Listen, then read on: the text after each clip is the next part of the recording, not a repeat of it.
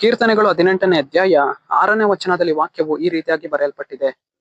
ಆತನು ತನ್ನ ಮಂದಿರದಲ್ಲಿ ನನ್ನ ಶಬ್ದವನ್ನ ಕೇಳಿದನು, ನನ್ನ ಕೂಗು ಆತನ ಸನ್ನಿಧಿಗೆ ಸೇರಿ ಕೇಳಿಸಿತು ಎಂದು ವಚನವು ಬರೆಯಲ್ಪಟ್ಟಿದೆ. ಅಂದರೆ ಪ್ರೀತಿಯುಳ್ಳ ದೇವಜನರೇ, ಕರ್ತರ ಆತ್ಮನು ನಮ್ಮ ಪ್ರಾರ್ಥನೆಗಳನ್ನ ಆತನ ಏನ್ ಮಾಡುವವನಾಗಿದ್ದಾನೆ, ಕೇಳಿಸಿಕೊಳ್ಳುವವನಾಗಿದ್ದಾನೆ. ನಾವು ಆತನ ಮಂದಿರಕ್ಕೆ ಹೋಗಿ ಮಾಡಿದಂತಹ ವಿಜ್ಞಾಪನೆಗಳನ್ನ ಆತನು ಏನ್ ಮಾಡುವವನಾಗಿದ್ದಾನೆ, ನೆರವೇರಿಸುವವನಾಗಿದ್ದಾನೆ, ಕೇಳಿಸಿಕೊಳ್ಳುವವನಾಗಿದ್ದಾನೆ. ಪ್ರೀತಿಯುಳ್ಳ ದೇವಜನರೇ, ಅನ್ನಳು ದೇವರ ಸನ್ನಿಧಾನಕ್ಕೆ ಹೋಗಿ ಆಕೆ ಏನ್ ಮಾಡಿದಳು, ಪ್ರಾರ್ಥಿಸಿದಳು. ದೇವರೇ, ನನಗೊಂದು ಮಗುವನ್ನ ದಯಪಾಲಿಸು ಸ್ವಾಮಿ ನೀನು ಎಂದು ಆಕೆ ಏನ್ ಮಾಡಿದಳು, ಪ್ರಾರ್ಥಿಸಿದಳು.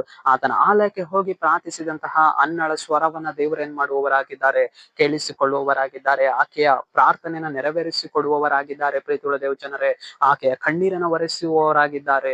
ನಾವಿವತ್ತು ಆತನ ಮಂದಿರಕ್ಕೆ ನಾವು ಹೋಗುವವರಾಗಿದ್ದೇವೆ. ಯಾಕೆ? ಪ್ರಾರ್ಥಿಸುವುದಕ್ಕಾಗಿ, ಆತನನ್ನ ಹುಡುಕಿ ನೋಡುವುದಕ್ಕಾಗಿ, ಆತನನ್ನ ಕಂಡುಕೊಳ್ಳುವುದಕ್ಕಾಗಿ, ಆತನಿಗೆ ಸ್ತೋತ್ರವನ್ನ ಸಲ್ಲಿಸುವುದಕ್ಕಾಗಿ ನಾವೇನ್ ಮಾಡುವವರಾಗಿದ್ದೇವೆ, ಆತನ ಮಂದಿರದ ದ್ವಾರಗಳಿಗೆ ನಾವು ಹೋಗುವವರಾಗಿದ್ದೇವೆ.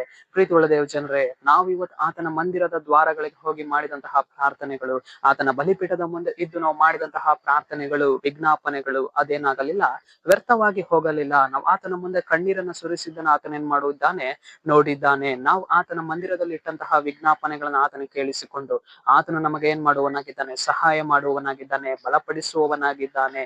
ದೇವರ ಮಂದಿರಕ್ಕೆ ಸೇರಿ ಮಾಡಿದಂತಹ ಅನ್ನಳ ಪ್ರಾರ್ಥನೆ ಅದೇನ್ ಮಾಡಿತು, ದೇವರ ಸನ್ನಿಧಾನಕ್ಕೆ ಸೇರಿಸಲ್ಪಟ್ಟಿತು, ಕೇಳಿಸಲ್ಪಟ್ಟಿತು, ಅದು ನೆರವೇರಿಸಲ್ಪಟ್ಟಿತು. ಅದೇ ಪ್ರಕಾರವೇ ನಮ್ಮ ಜೀವಿತದಲ್ಲಿಯೂ ಕೂಡ ನಾವು ಆತನ ಮಂದಿರಕ್ಕೆ ಹೋಗಿ ಮಾಡಿದಂತಹ ಪ್ರಾರ್ಥನೆಗಳು, ವಿಜ್ಞಾಪನೆಗಳು ಆತನ ಮಂದಿರಕ್ಕೆ ಅದೇನ್ ಮಾಡಿದೆ, ಆತನ ಸನ್ನಿಧಾನಕ್ಕೆ ಅದೇನ್ ಮಾಡಿದೆ, ಸೇರಲ್ಪಟ್ಟಿದೆ, ಕೇಳಿಸಲ್ಪಟ್ಟಿದೆ. ಅದು ನಮ್ಮ ಜೀವಿತದಲ್ಲಿ ಅದೇನ್ ಮಾಡ್ತಾ ಇದೆ, ಕ್ರಿಯೆ ಮಾಡ್ತಾ ಇದೆ. ಪ್ರೀತಿಯುಳ್ಳ ದೇವಜನರೇ, ನಮ್ಮ ವಿಜ್ಞಾಪನೆಗಳನ್ನ ಆತನ ಏನ್ ಮಾಡುವವನಾಗಿದ್ದಾನೆ, ನೆರವೇರಿಸುವವನಾಗಿದ್ದಾನೆ. ಸರಿ, ನಾವು ಪ್ರಾರ್ಥಿಸಿಕೊಳ್ಳೋಣ.